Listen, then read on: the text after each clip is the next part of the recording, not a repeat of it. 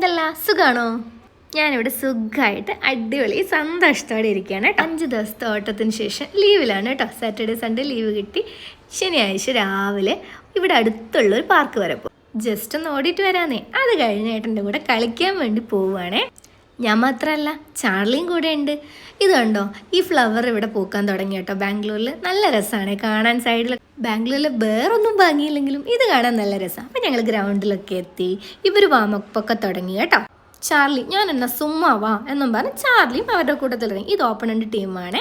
അത് കഴിഞ്ഞ് അവരുടെ വാമപ്പൊക്കെ നല്ല തകൃതിയായിട്ട് നടക്കുന്നുണ്ടായിരുന്നേ. ചാർലി അടങ്ങിയിരിക്കുമെന്നൊരു പേടി എനിക്കുണ്ടായിരുന്നു. അവൻ കുറച്ച് അടങ്ങിയിരിക്കും, കുറച്ച് കഴിഞ്ഞ് ഒച്ചപ്പാടാം.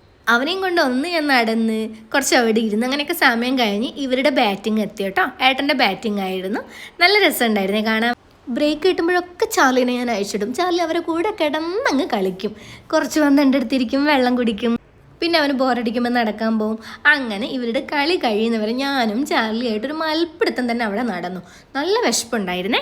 ഇവിടുന്ന് പോകുമ്പോഴേ ഏതെങ്കിലും മലയാളി റെസ്റ്റോറൻറ്റിൽ എന്നെ കയറ്റണമെന്ന് ഞാൻ പറഞ്ഞിട്ടുണ്ടായിരുന്നു. അങ്ങനെ അമ്മച്ചിയുടെ കൈപ്പുണ്യം എന്ന് പറഞ്ഞിട്ടുള്ള ഒരു റെസ്റ്റോറൻറ്റിൽ എന്നെ കയറ്റി. അവിടുന്ന് ഒരു ബിരിയാണിക്ക് വാങ്ങി ഞങ്ങൾ തിരിച്ച് വീട്ടിലെത്തി.